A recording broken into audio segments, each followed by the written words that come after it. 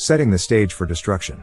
When the conspiracy actually began now, there should be no doubt in your mind that there is an orchestrated effort by a small group of men to establish a one-world government. Even though we have gone back to look at the roots and evolution of this movement, the actual motive goes back much farther than that. Just think, what motivation could there be to fuel that kind of desire? The answer is that you have to look at things with a spiritual eye, in order to comprehend the complexities that the New World Order actually represents. And when you do that, then you can understand how it has been able to progress through all these years, and why it will continue. This part will deal with the application of the first part to biblical research and end-time prophecy.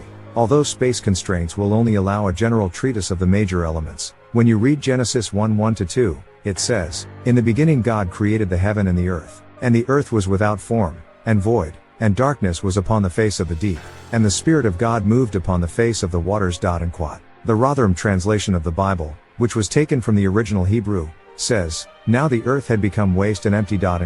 You have to understand that there was an undetermined amount of time which passed between these two verses. However, we do have some clues about certain events which occurred before Adam, and the refurbishing of this world for his habitation.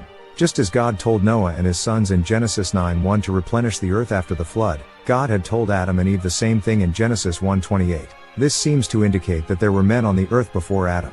Proof of this can be found in Jeremiah 4:23-26. Now you can understand the time frame, and the circumstances regarding Lucifer, the light bringer and Apos. He was a cherub, the highest classification of angels, and is described in the Bible as being wise and perfect. It was his job to bring light. Eventually he became proud of himself, and sought to take the place of God, Isaiah 14:12-17, Ezekiel 28:2, I Timothy 3:6. He led a third of the angels, Revelation 12:4, in a revolt against Michael, the archangel, and the remaining angels, Jude 1:6, 2 Peter 2:4-5, for the control of heaven. This battle for the control of heaven nearly destroyed the earth. After his defeat, Lucifer was cast down to earth, where he became known as Satan, which means adversary, the leader of the fallen angels, or demons, and the god of this world. 2 Corinthians 4:4, when God renewed the earth, and created man in his image, he gave Adam dominion over the earth, which infuriated Satan, who had the impression that he was to rule over the earth. Again,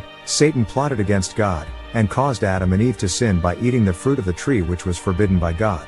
For their sin, they were banished from the Garden of Eden. Ever since then, Satan has been carrying out his plan to corrupt and control the earth.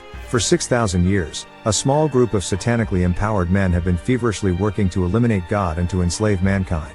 The New World Order is nothing more than the culmination of these efforts, the final step of a plan that will enable Satan to again challenge God, and the angelic forces of heaven.